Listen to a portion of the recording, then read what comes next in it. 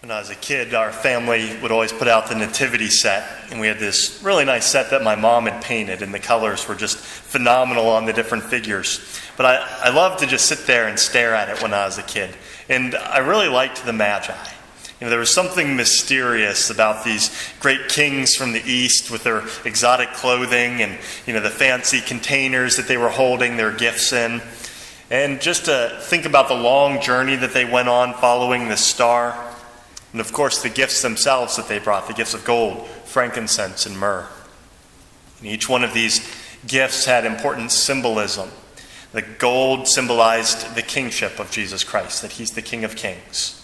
The frankincense, which we're using at Mass today, we're using frankincense from Bethlehem. That's a symbol of the priesthood and his divinity. You use incense in the worship and adoration of God. And myrrh is used to embalm bodies, and so it symbolized the sacrifice that Jesus Christ would make. As we reflect upon these gifts, I think one of the things we can think about is that the Magi could have kept these gifts for themselves. I'm sure they would have had other uses for them. Gold, you can buy a lot of stuff with gold. They could have probably sold the myrrh and frankincense or used it themselves. But they decided to offer these as gifts to our Lord.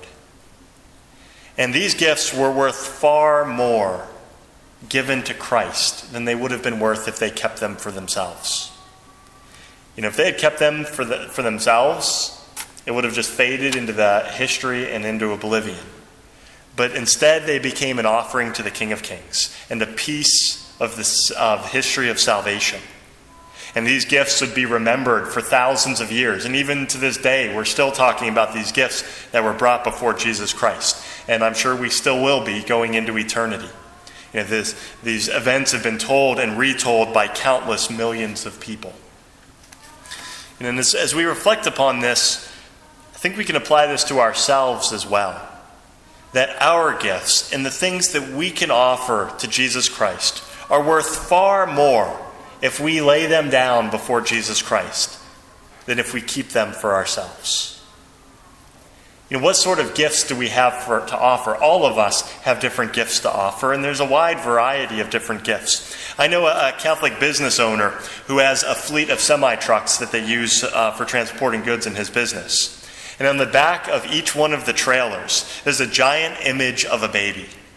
And it says, "Life, a beautiful choice." And so his trucks that are going from coast to coast across the country all have this image on the back. And I've seen hundreds of semi-trucks, maybe even thousands on the expressways. And every single one of them is just a piece of equipment. Except these trucks are different because they're billboards for the gospel of life. And they have the power to touch souls and to break through people's reality and to convey to them the sacredness of life. And so these trailers are worth far more than every single other trailer that's going back and forth across our country, because these trailers have been given to Jesus Christ in order to preach his gospel. What other gifts can we offer? Certainly our financial resources. We can spend extra money on ourselves. It's nice to have a meal at a restaurant every now and then or to take a nice trip somewhere. But when we use the resources that we've been given and give that money to the needs of the poor, we're participating in the mission of mercy that Jesus Christ has called us to. And so that money, rather than just spending it on ourselves, becomes an act of charity. And the love of Jesus Christ flows through us when we use it for that purpose. Or when we give money to the support of the church, it helps to participate in the mission of proclaiming the gospel to all nations. Or when we use the resources that we have for the good of our families. That's our for parents, that's their vocation in life. And to be sacrificial in terms of being generous to their families. When we do that, these gifts become part of something greater, Christ's mission of salvation. And so the money that we have is worth far more when we give it for the sake of Jesus Christ than to just use it for ourselves. When we think about our homes can be hopefully a safe place where we can live and relax, and that's fine. But there's a tradition in the church of consecrating our homes to the Sacred Heart of Jesus Christ. And there have been people in our parishes who have done the Schoenstatt or other forms of consecration where they've dedicated their homes to our Lord. And when we do that, in a special way, we're setting aside our homes as a place where Jesus Christ can reign more fully. We consecrate our homes as a place where Jesus Christ can operate, and it's part of his kingdom. And so when we do that, our homes can take on a greater meaning. If we look at a marriage, non-Christians can have happy marriages, and it can bring a level of natural happiness, which is a great thing. But when we consecrate a marriage to Jesus Christ, it's worth far more. The family becomes a domestic church when parents are open and generous to saying yes to life and are willing to welcome the lives that our Lord offers to them.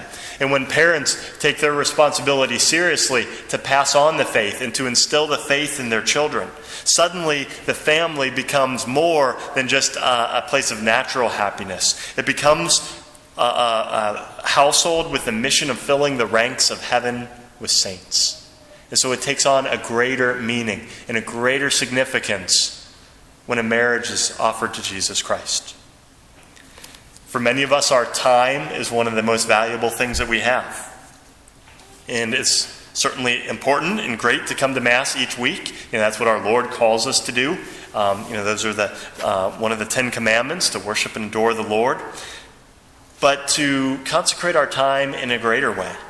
For young people, for our boys in the parish to be altar servers. They're dedicating their time to service of the Lord in a special way. Or people who have musical gifts to be cantors. Or people who volunteer with St. Vincent de Paul. Or other ways that we can give of our time for the sake of the parish.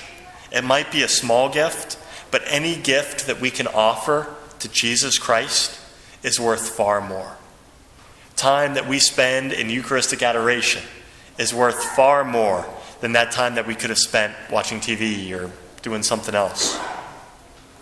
And so, as we reflect upon the gifts of the Magi and how they undertook this great journey to travel great distances to worship Jesus Christ and to lay their gifts down before him, I encourage each one of us to reflect upon the gifts that we have and what we can offer to Jesus Christ this Epiphany.